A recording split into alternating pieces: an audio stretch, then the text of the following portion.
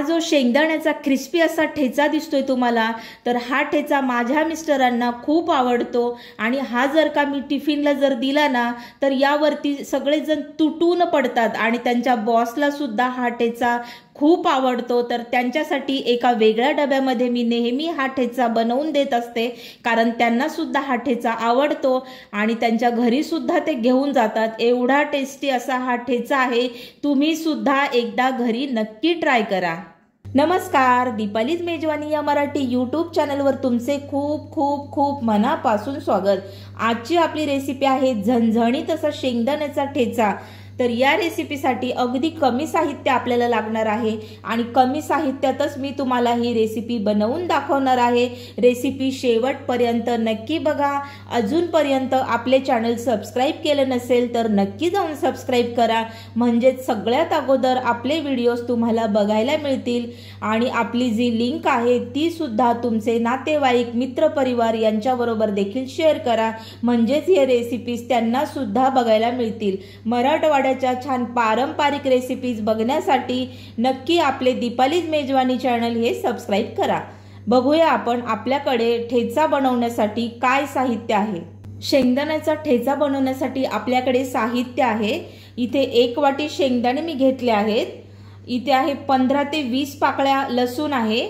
साधारण 25 ते 30 आपल्या ह्या हिरव्या मिरच्या आहेत आणि ह्या तिखट मिरच्या आहेत। बघू शकता एकदम भरलेली ही मिरची आहे, खूप तिखट अशा ह्या मिरच्या आहेत। मीठ आणि तेल, तवा तापत ठेवला आहे आणि गॅस आपल्याला एकदम मंद करून घ्यायचा आहे आणि आपल्याला यावरती शेंगदाणे घालून घ्यायचे आहेत आणि मंद आचेवरच आपल्याला हे शेंगदाणे छान असे भाजून घ्यायचे आहेत, म्हणजेच आपला ठेचा चवीला एकदम अप्रतिम असा लागतो। त्यामुळे आपल्याला हे शेंगदाणे मंद आचेवरच भाजून घ्यायचे आहेत। 5 ते 6 मिनिट झालेले आहेत आणि आपले शेंगदाणे सुद्धा खरपूस असे भाजून झालेले आहेत। आपण हे बाजूला काढून घेऊया आणि आपल्याला आता मिरची भाजून घ्यायची आहे।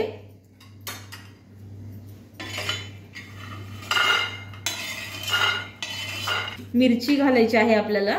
मी स्वच्छ धुवून अशी ठेवलेली आहे ही मिरची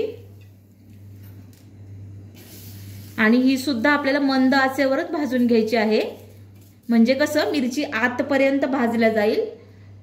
अजिबात घाई करायची नाही, तेव्हाच आपला ठेचा चवीला एकदम चविष्ट असा होतो। आता हे होऊ द्यायचे आहेत आपल्याला मिरच्या।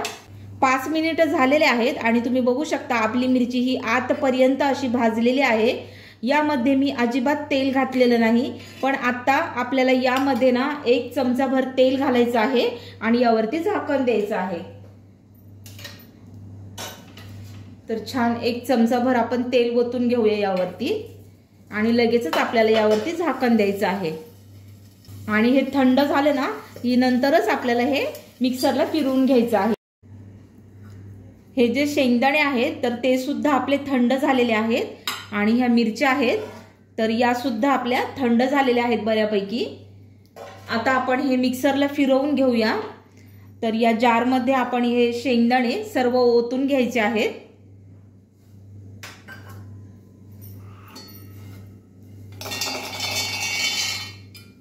आणि हे आपल्याला फिरवून घ्यायचं आहे मिक्सरला। जार आपला लावून झाला आहे मिक्सरवरती, इथे बघू शकता। आता आपल्याला काय करायचंय, एकदम थोडंसंच आपल्याला हे या पद्धतीनेच आपल्याला हे करून घ्यायचं आहे। एकदम जास्त सुद्धा आपल्याला फिरवायचं नाहीये, नाहीतर मग अगदीच ते शेंगदाणे बारीक होतील।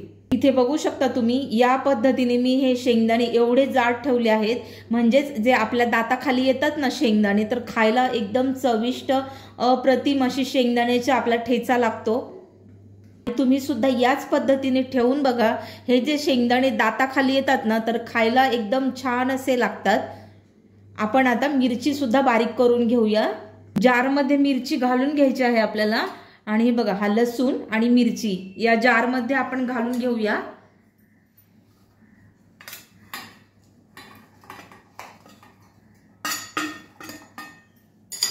आणि लगेचच आपल्याला यामध्ये मीठ सुद्धा घालून घ्यायचं आहे। तर चवीनुसार मीठ पण घालायचंय।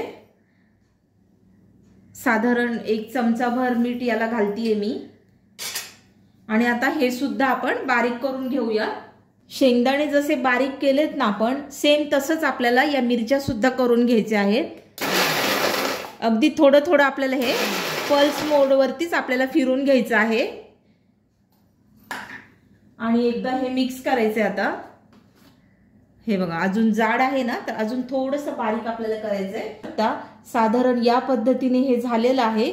अगदी जाडही नाही आणि अगदीच बारीक सुद्धा नाही ठेवायचं, मीडियम असं हे आपल्याला पल्स मोडवरती आपल्याला हे वाटून घ्यायचं आहे। आपल्याला हा ठेचा आता फ्राय करून घ्यायचा आहे। तर आपला बघा तवा ठेवला आहे तापत, तेल घालूया। 1 चमचाभर अगोदरचं सुद्धा तेल आहे, तर अजून थोडंसं यामध्ये घालायचंय। साधारण 1 ते 1.5 चमचा तेल आहे आणि तेल जरा तापलं की नंतर आपल्याला यामध्ये हा जो ठेचा आहे मिरचीचा वाटलेला, अगोदर आपल्याला हा घालून घ्यायचा आहे आणि नंतर आपण शेंगदाणे घालणार आहोत यामध्ये।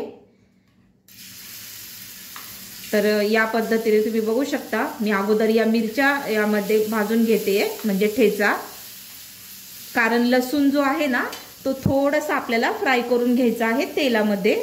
साधारण 2 मिनिट हा ठेचा आपला परतून झालेला आहे। आता आपल्याला यामध्ये शेंगदाण्याचा कूट घालून घ्यायचा आहे आणि आता आपल्याला हे मंद आचेवर आपल्याला छान असं फ्राय करून घ्यायचं आहे। अगदी क्रिस्पी होईपर्यंत आपण हा ठेचा परतून घेणार आहोत छान। आणि गॅस हा नेहमी मंदच ठेवायचा।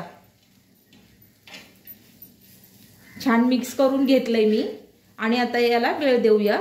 मिक्स करून 2 मिनिट झालेली आहेत आणि बरेचसे जण काय करतात, ठेचा यावेळेत सुद्धा काढून घेतात, म्हणजे साधारण 2 मिनिट परतून झाला की मग काढून घेतात। पण माझी पद्धत थोडीशी वेगळी आहे। मी हा ठेचा ना जरा क्रिस्पी करते, म्हणजे खायला सुद्धा खूप छान असा लागतो। 5 ते 6 मिनिट झालेले आहेत। आपला हा ठेचा आहे ना खरपूस व्हायला सुरुवात झालेली आहे, पण अजून आपल्याला हा होऊ द्यायचा आहे। साधारण 10 मिनिट झालेले आहेत आणि तुम्ही बघू शकता छान क्रिस्पी असा ठेचा आपला बनवून तयार झालेला आहे। तर मी आता हा सर्व करते। शेंगदाण्याचा क्रिस्पी असा ठेचा बनवून तयार झालेला आहे आणि तुम्हाला जवळून सुद्धा याचा रंग दाखवते आणि बघू शकता तुम्ही जवळून सुद्धा याचा रंग सोनेरी गोल्डन खरपूस असा रंग आलेला आहे। आणि हे जे शेंगदाणे दिसत आहेत तुम्हाला मोठे ठेवलेले, तर ते सुद्धा जे दाताखाली येतात ना, तर अप्रतिम याची चव लागते। तुम्ही हा ठेचा डाळ भाताबरोबर जरी खाल्लात ना तर खूप टेस्टी असा हा ठेचा लागतो। किंवा तुम्ही मग बाजरीची भाकरी, चपाती, ज्वारीची भाकरी कशाबरोबरही हा ठेचा तुम्ही एन्जॉय करू शकता आणि चवीला सुद्धा अप्रतिम असाच आहे। नक्की घरी ट्राय करा आणि हा जो व्हिडिओ आहे आपला, तर हा व्हिडिओ सुद्धा जास्तीत जास्त शेअर करा। तुमचे मित्र परिवार नातेवाईक यांना सुद्धा ही रेसिपी पाठवून द्या, म्हणजेच त्यांना सुद्धा ही रेसिपी बनवून बघता येईल आणि आवडल्यास मला कमेंट करून देखील सांगा। अशा छान पारंपरिक रेसिपीज बघण्यासाठी आपले दीपालीज मेजवानी हे चॅनल नक्की सबस्क्राइब करा, लाईक करा, शेअर करा, सबस्क्राइब करा। भेटूया आपण अशाच एका छानशा रेसिपीमध्ये।